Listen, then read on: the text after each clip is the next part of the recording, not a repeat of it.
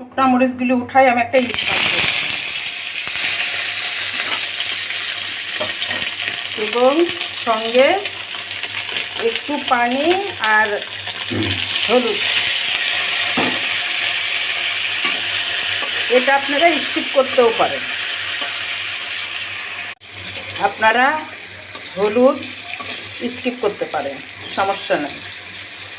এরপর সামান্য একটু লবণ দেব, সামান্য একটু লবণ দিলাম। এবার মাছটাকে উল্টিয়ে আমরা চাপ দিয়ে ঢেকে রাখবো কিছু সময়ের জন্য।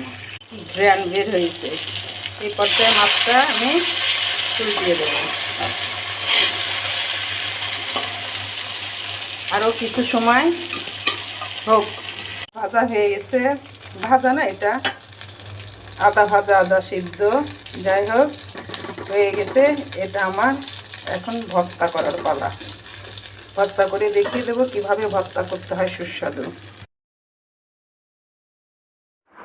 এবার মাছটা উঠিয়ে নেব,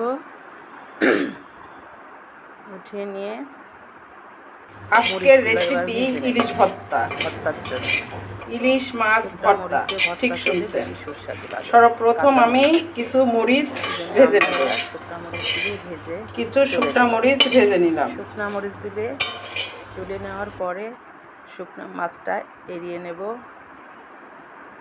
মাছটা এড়ানো হয়ে গেলে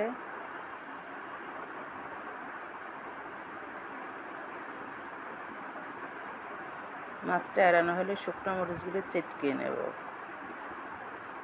শুকনো মরিচগুলো চেটকে নিলাম। এবার মাছগুলি ভর্তা করে নেব। মাছ শুকনো মরিচের সাথে আগে পেঁয়াজ মাখিয়ে নেব। পেঁয়াজ, সরিষার তেল একসঙ্গে করে মাখিয়ে নেব।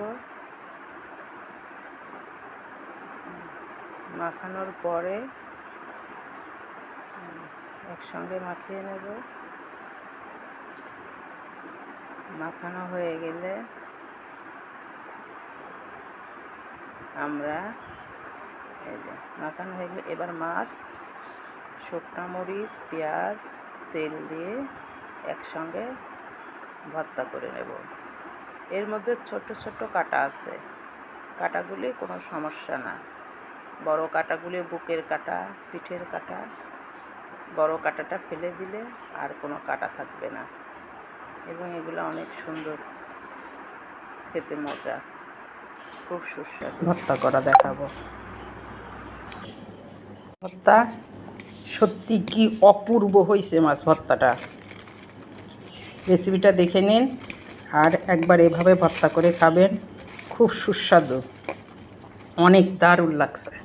এবার মাথা ভর্তাটা, এই যে মাথা, এই যে মাথাটা, এই গো মাথাটা আমি চাটকায় নিলাম, এই যে কাটা।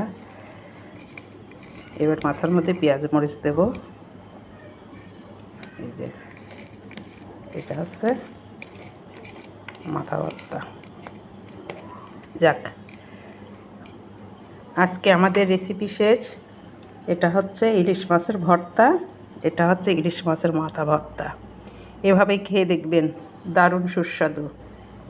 আসসালামু আলাইকুম, ভালো থাকবেন, সুস্থ থাকবেন সবাই।